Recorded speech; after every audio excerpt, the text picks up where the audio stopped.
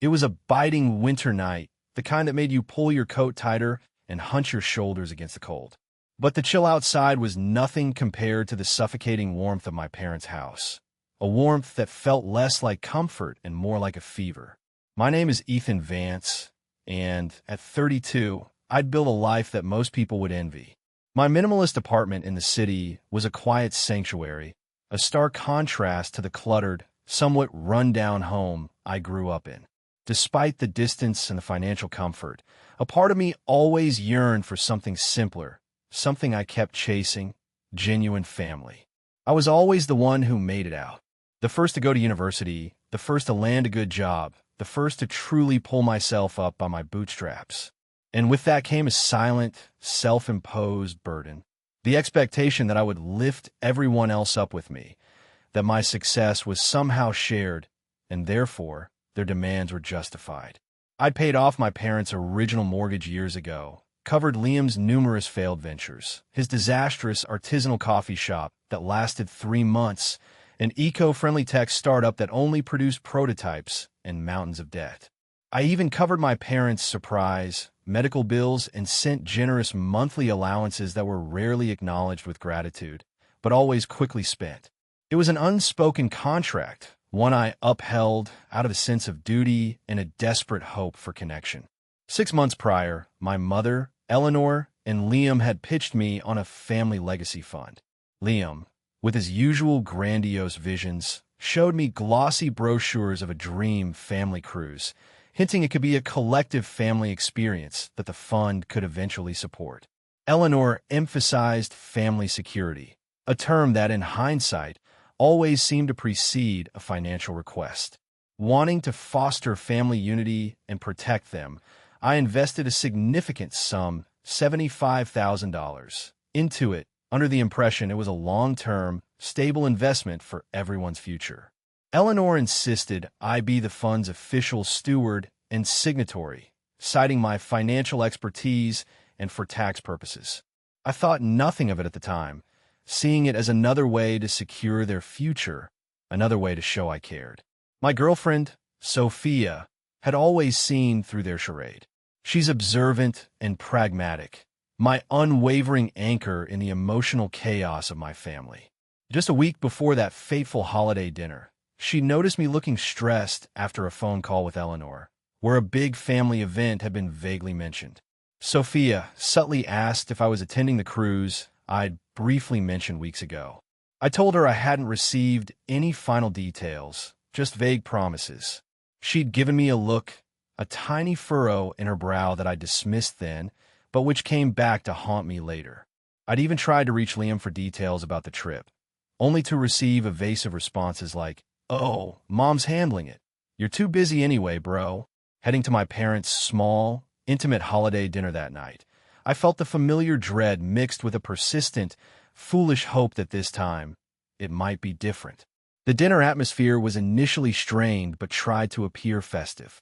Eleanor, ever the chief manipulator, was overly solicitous, her questions about my latest work bonus feeling less like genuine interest and more like a veiled interrogation. My father, Robert, typically passive, grunted in agreement as he watched a sports game on a muted TV, occasionally muttering about his expensive new golf clubs. Clubs I'd purchased for him, of course. Liam, my older brother and the perpetual golden child, despite his endless failures, was unusually quiet, just smirking and exchanging knowing glances with my cousin Chloe. Chloe, Eleanor's niece and Liam's close confidant, loved drama. She kept scrolling on her phone, then giggled, showing Liam something on her screen. Just then, my own phone buzzed. It was a group chat message from Chloe. So excited for the big family secret trip. #family goals, #cruise life, with a sly emoji. A cold dread began to settle in my stomach, a familiar feeling of exclusion and manipulation. I decided to confront them indirectly to test the waters. Clearing my throat, I smiled, trying to inject a sense of anticipation into my voice. Can't wait for the family cruise next week. It'll be great to reconnect with everyone. The entire table froze. Eleanor's serving spoon clattered against the porcelain plate. Robert choked slightly on his wine. Chloe quickly shoved her phone under the table, but not fast enough to hide her panicked expression. Liam, after a moment of stunned silence, broke it with a short, derisive laugh, devoid of genuine humor. What? The cruise? Oh, dude, didn't you get the memo? It sailed yesterday. He leaned back, a smug look of perverse enjoyment on his face, relishing in my confusion. My heart pounded, a frantic drum against my ribs. Yesterday? That's impossible. We talked about it for next month. I turned to Eleanor, my voice laced with disbelief. Mom, you told me dates were still being finalized for January. Eleanor stammered, her eyes darting away, unable to meet my gaze. Oh, Ethan, darling, I must have gotten the dates mixed up. So many things to juggle. So sorry. Robert, ever the complacent enabler, awkwardly mumbled, yeah, just a little miscommunication. Suddenly, my phone rang. It was Uncle Ben, my father's older brother, a kind-hearted man known for his integrity, who usually stayed out of family drama. I stepped away from the table to answer, but something, an instinct, made me put him on speaker. Ethan. Uncle Ben's voice was genuinely bewildered, a little upset. Hey, listen, where were you on the cruise last week? We missed you. I just saw your name on the passenger list next to Robert and Eleanor's cabin. Oh, wait, that was Liam. I thought you were just on a different deck. Everyone was asking where you were, especially with that special trust fund grandfather set up for these events. Uncle Ben paused, oblivious to the horrified silence that had descended over my family in the dining room. Hold on. Let me send you some of the best ones now. You won't believe the lavish setup. They spared no expense. The entire room went deadly quiet. Eleanor's hand flew to her mouth, her face drained of color. Liam's jaw tightened, his smugness replaced by panic. Chloe looked up, eyes wide with fear. My phone buzzed with the incoming photos. I looked at the screen. High-resolution images of my entire family. Eleanor, Robert, Liam, Chloe, even distant cousins and aunts, all beaming, arms around each other, enjoying a grand gala dinner on a luxurious cruise ship. Liam was holding a custom-made cocktail with a tiny cruise ship umbrella. The family unity celebration banner was clearly visible in the background. It was undeniable. My name was conspicuously absent from any visible passenger lists. Liam, regaining a fraction of his composure, forced a wide, utterly devoid of remorse grin. Well, damn, that's awkward, isn't it, Ethan? Guess we just forgot to tell you. Must have slipped our minds with all the excitement. You're always so busy with your important work anyway, right? We just figured you couldn't make it.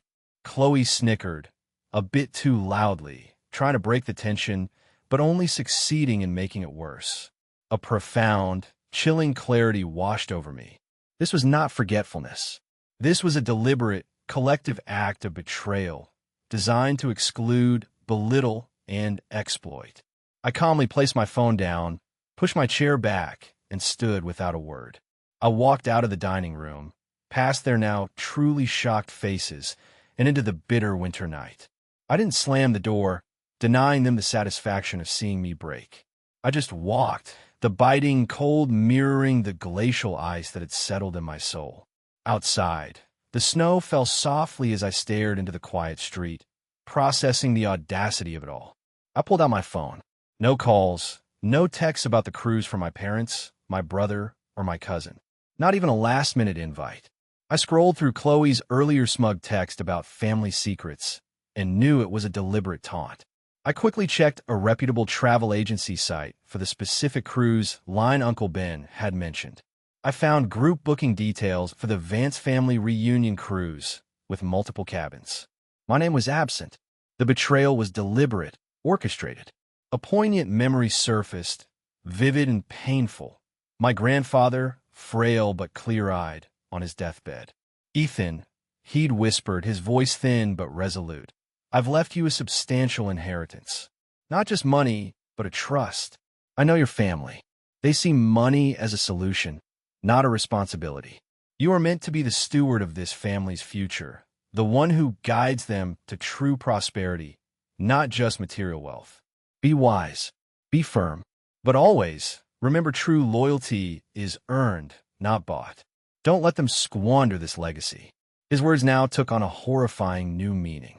The family legacy fund I'd contributed to was part of grandfather's trust, and they had deliberately undermined his intentions, his very last wishes. I called Sophia, my voice tight, recounting the scene. She listened intently, her quiet presence a lifeline. "You did the right thing by walking away, Ethan," she said, her voice calm and firm. "But this isn't just about the cruise. This is about control. They're trying to manipulate you. Don't react on emotion, Ethan. Understand what they're trying to do. And more importantly, why. You need to be strategic." I knew then I couldn't just leave. Fleeing would be giving them victory, confirming their belief that I was weak, easily controlled. I needed to confront them on my terms, expose their manipulation, and show them the consequences of their actions. I took a deep breath, steeling myself. I remembered Sophia's words, "Protect your peace." I re-entered the house, hanging my coat deliberately, letting the cold air from outside linger around me as a subtle statement. The forced laughter from the dining room quickly died.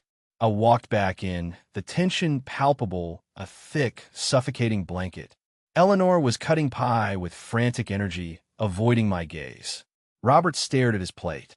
Liam and Chloe whispered furiously, looking wary, like cornered animals. I calmly pulled out my chair and sat. The scrape of the wood against the floor echoed in the silence. "So," I began, my voice calm, almost detached, "this cruise. It was a big deal, wasn't it? A luxury liner, weeks long, cabins for everyone. How many people from the family were on it, exactly?" I looked directly at Eleanor, then Robert, then Liam, my gaze unwavering. Eleanor, recovering her composure slightly, quickly said, "Oh, just a small gathering, darling. Nothing you would have enjoyed, really. You're so busy." Robert grunted in agreement, never looking up. Liam attempted a casual shrug. "Yeah, boring stuff, bro. You would have hated it." "Boring stuff," I reiterated, my voice sharp, a needle piercing their flimsy excuses that required group bookings, multiple cabins, and apparently a significant upfront payment. Who organized all that? And who covered the costs for everyone? That kind of trip isn't cheap. Chloe, unable to resist provoking me, smirked. "Why? Are you going to analyze the budget? Ethan, not everything needs your business acumen, you know? Some things are just for fun, for family." I met her gaze, a sharp, cold look that silenced her, making her fidget. Perhaps.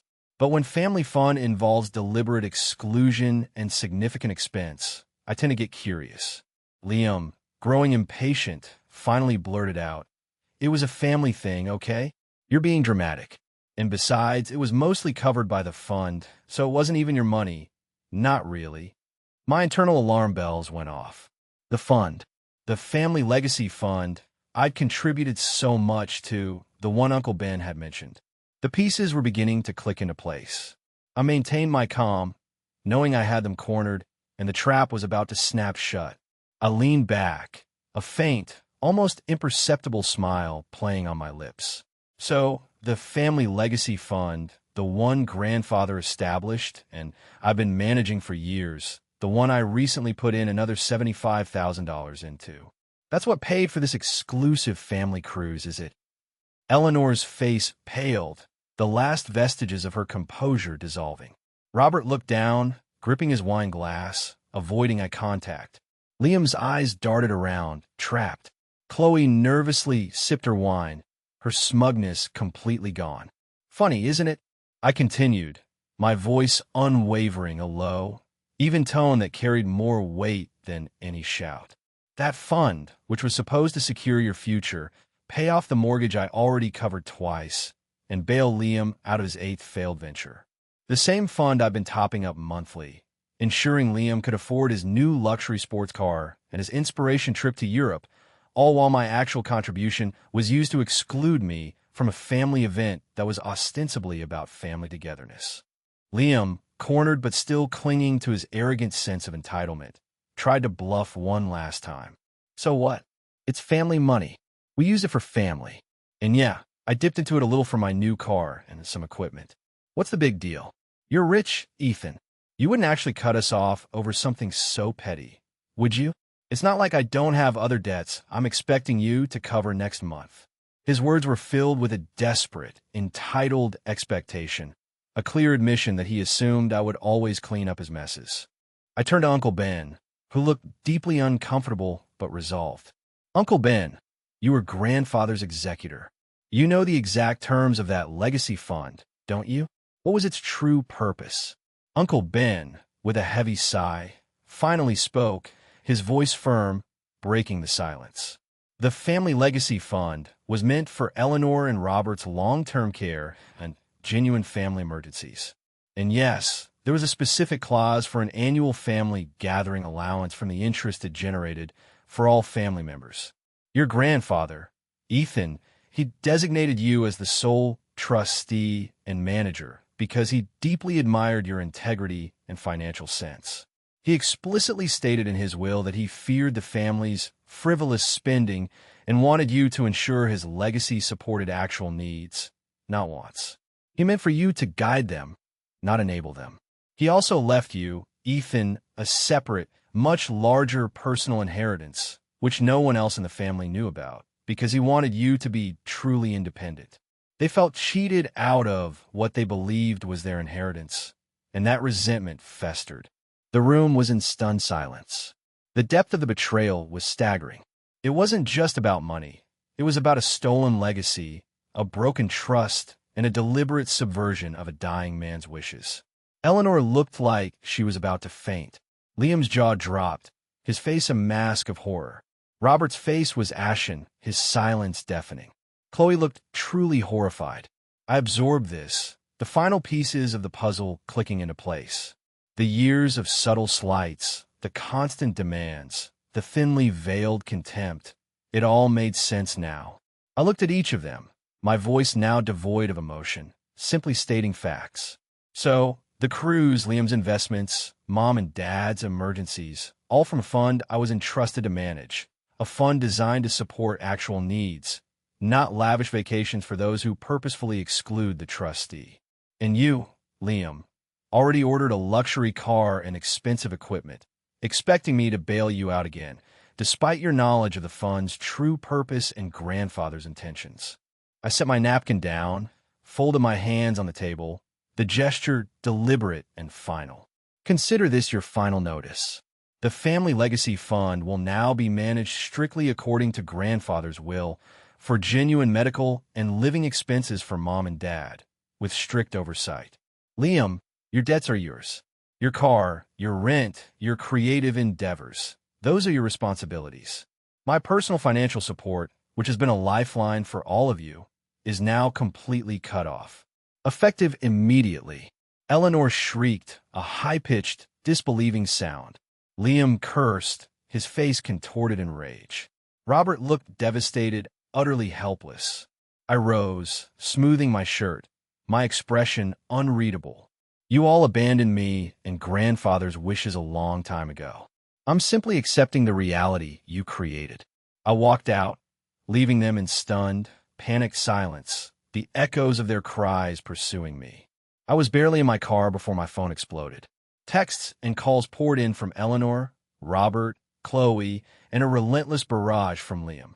I put my phone on silent, a grim satisfaction settling in.